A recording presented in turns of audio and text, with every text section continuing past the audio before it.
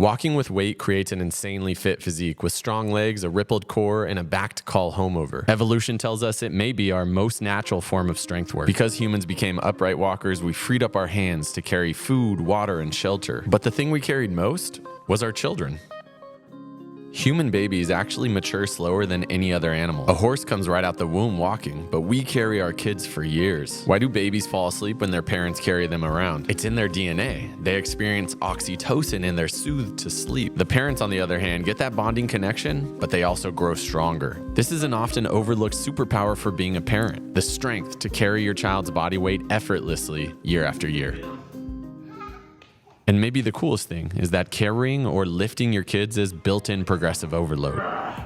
It's like the tale of the Greek wrestler Milo, who carried a newborn calf up a mountain every day. As the calf grew slowly, his strength grew slowly. And then boom, all of a sudden, he's way stronger than when he started from these incremental increases in weight. And when you do it with another human being, it's bonding. We model to our kids healthy habits and what a strong parent can look like.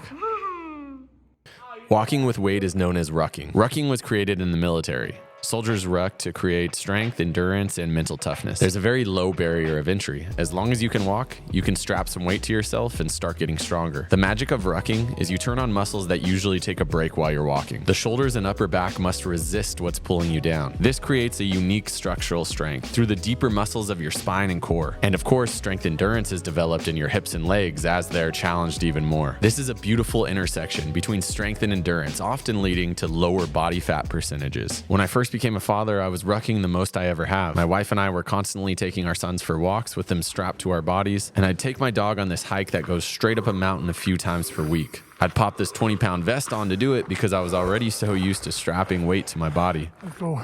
And I got pretty good with that added weight on other exercises too. Not coincidentally, I got into the leanest body composition I'd ever been. When most people are packing on weight from the stress of crying babies, I was becoming a fat-burning machine. Sure, there's other things at play like diet, lifestyle, and the other training I was doing, but I have no doubt that rucking was that secret weapon. The thing about rucking is because it's popular in military circles, it often brings to image that grizzlied man with a 50-pound pack on, running and walking through the mountains. But it doesn't have to be that intense. In fact, I think it has more use for the average person, the person who sits a lot of the day or needs to lose 10 to 20 pounds. That's why I call it walking with weight rather than rucking. Walking is humans' most fundamental human pattern, and it's very low impact even with adding some weight. The added resistance strengthens your structure. We're talking posture, alignment, and foundation, and it's extremely scalable. You can start with carrying as little as 5 pounds in your hands, but the most practical way for most people to start is to simply add a little weight to your backpack. Throw in a dumbbell, or for a budget version, grab a bag of sand from Home Depot. All that's left to do is take it for a walk. Start with 15 to 20 minutes 2 times per week. Build up more total minutes as you start to feel stronger. How much weight?